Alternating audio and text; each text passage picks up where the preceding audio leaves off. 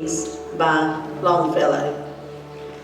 The three kings came riding from far away, Melchior, Gaspar, and Balthazar. Three wise men out of the far east were they, and they traveled by night, and they slept by day.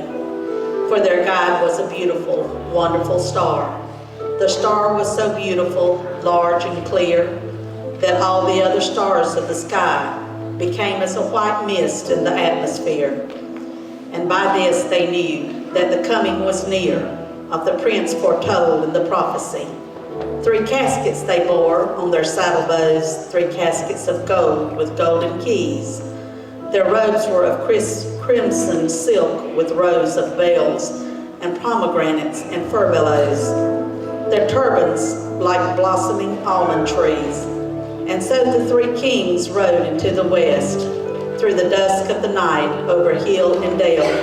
And sometimes they nodded with beard on breast, and sometimes talked as they paused to rest, with the people they met at some wayside well of the child that is born, said Balthazar. Good people, I pray you, tell us the news. For we in the east have seen his star, and have ridden fast and have ridden far, to find and worship the King of the Jews. And the people answered, you ask in vain. We know of no king but Herod the Great. They thought the wise men were men insane, and they spurred their horse across the plain, like riders in haste who cannot wait. And when they came to Jerusalem, Herod the Great, who had heard this thing, sent for the wise men and questioned them and said, go down into Bethlehem and bring me tidings of this new king. So they rode away, and the star stood still, the only one in the gray of morn. Yes, it stopped. It stood still of its own free will, right over Bethlehem on the hill, the city of David where Christ was born. And the 3 kings rode through the gate and the guard, through the silent street till the horses turned and neighed, and they entered the great inn yard.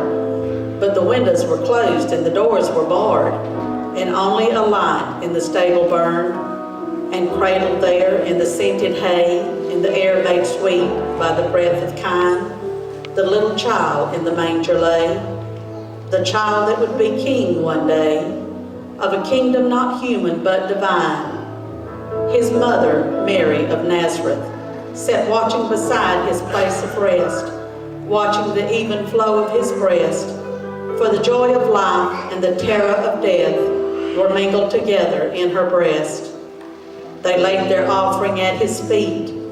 The gold was their tribute to a king. The frankincense with its odor sweet was for the priest, the paraclete, the mirth for the body's burying. And the mother wondered and bowed her head and sat as still as a statue of stone.